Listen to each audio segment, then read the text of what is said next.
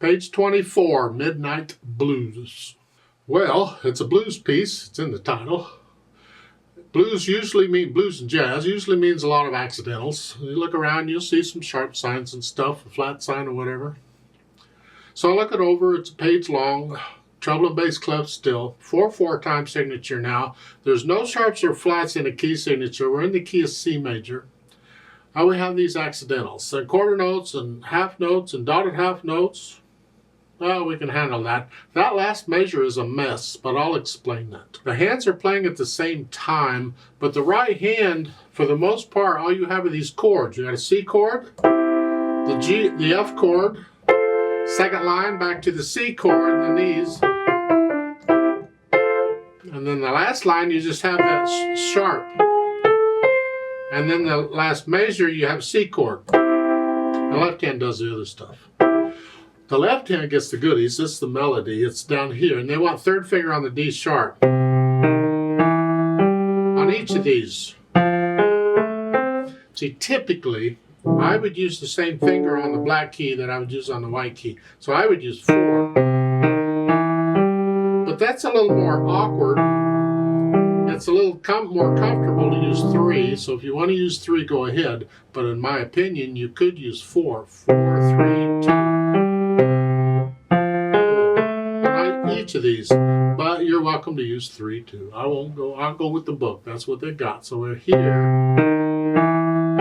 1, 2, 3, rest. And on beat 4, both hands are resting. Then the third measure, during the rest, you come up. And as you're playing this, move the left hand or move the right hand. So I don't like moving both hands at the same time. So I'll move this one. The left hand's got to play first. So I'm going to hear, and as it's playing, then I'll move the right hand. Rest, and during the rest, the left hand comes back down, and while I'm playing it, I'll move the right hand.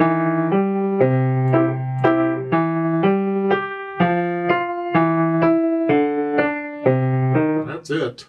The trickiest part is moving the hand around. Probably have to look down at the keyboard to move. For now, someday you'll actually develop a feel. You won't even have to look down at the keyboard for that. You'll be able to move that a little bit. But now you're going to look down to 4th. That's fine.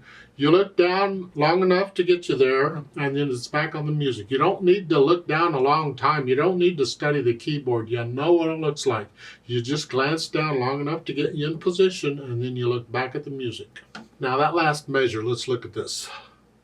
There is a better way to notate this, but I haven't really taught you all of that yet, so they're not doing it yet. So they've done it this way. You would not see it notated like this normally in music. They've taken and sort of combined the stabs together, sort of a little. Halfway combined them, halfway didn't.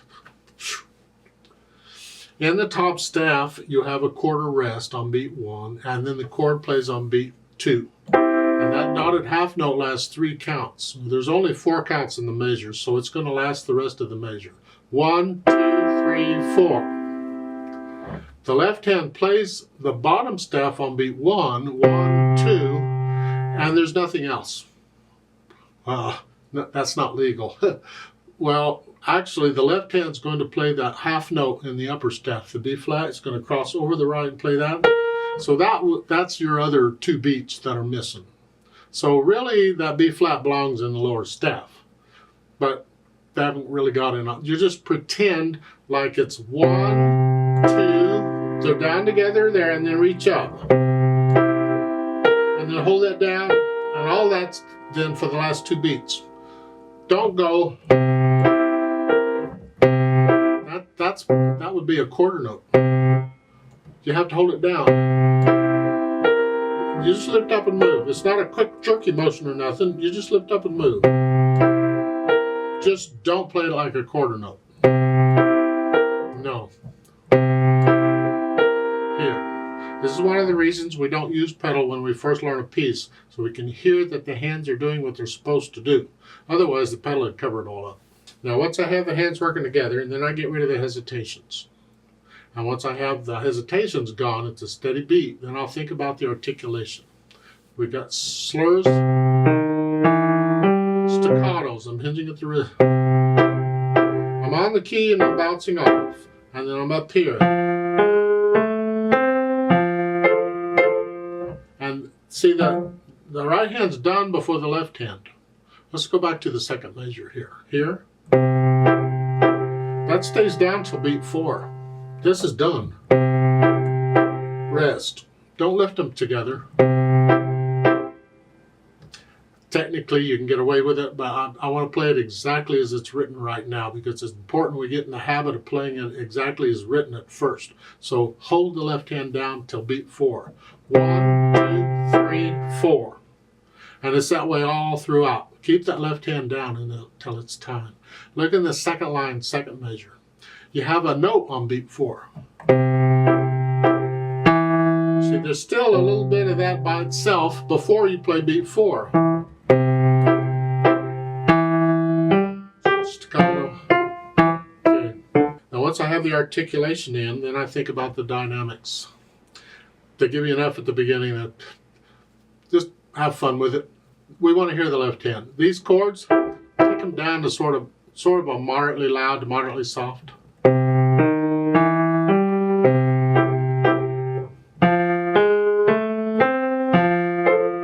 So I want to hear that not a half note throughout. That's the melody.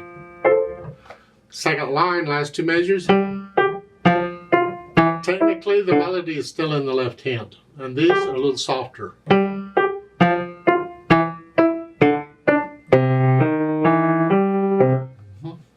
Now at the end, last two measures,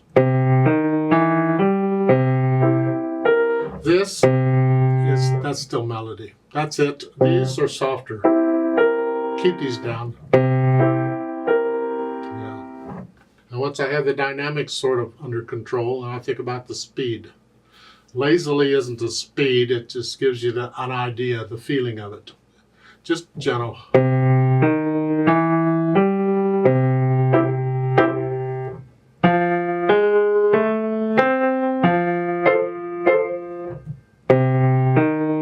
Just nice and lazy, kind of an andante feel to it. Now they've added pedal, and here again, they're just pedaling the longer held notes to give them color.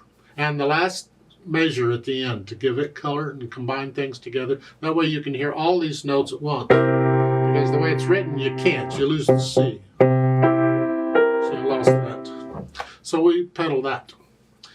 Push the notes down first and then the pedal. I want to start the sound before I do the overtones. And you lift them up on beat 4. The pedal and the hands come up together. Or the pedal and the left hand comes up together on beat 4 for the rest. So in the second measure, I'm going to push the note down first and then the pedal. And I lift it up on beat 4. And I'm still doing the staccatos. I'm doing the technique, whether I can hear it or not. Together. And then here. That's the way it is throughout. I disagree with one pedal marking here, and that's the second line. They have the pedal down throughout the whole measure. And you lift it up as you play the staccato. I don't want this. I don't want all that together. So I'm going to lift the pedal up on beat 4, just like all the others. So that is by itself, and it clears it out. Again, that's what I recommend you do.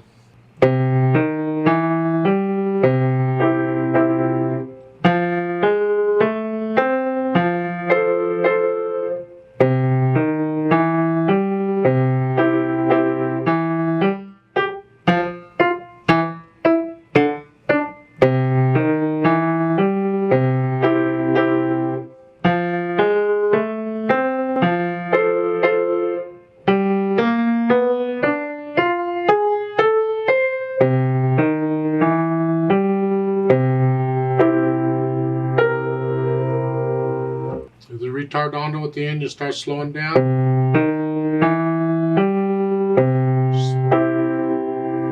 Yeah, slow down. Now that last line on these slurs, you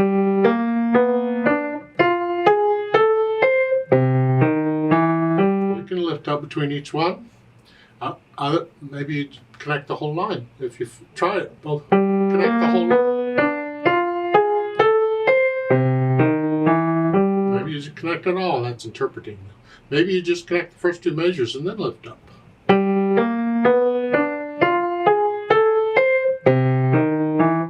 That's interpretation.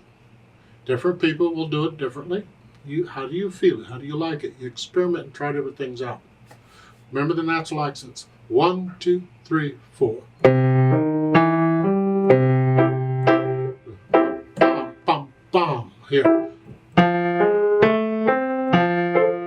So I'm exaggerating them so you can hear them better, but you just want to feel them. 1, 2, 3. All the way through this.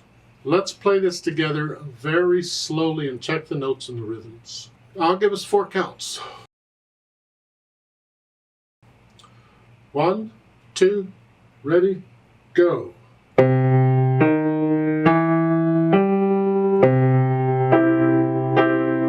Rest.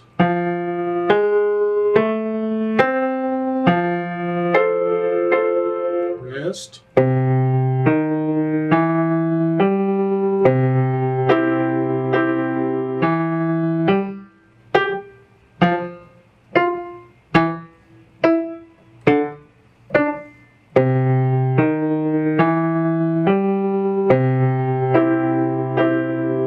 Rest.